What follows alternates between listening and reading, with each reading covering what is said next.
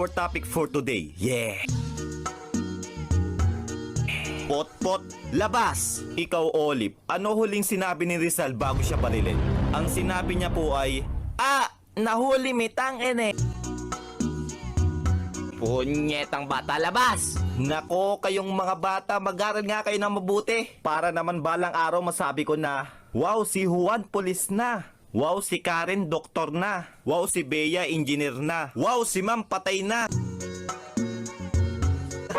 Yawa ka, labas! Ma'am, sa classroom may batas. Labas! Uy mga pre, napalabas din pala kayo? Oo pre, haha. Tara, punta na lang tayo sa York Forest. Tara!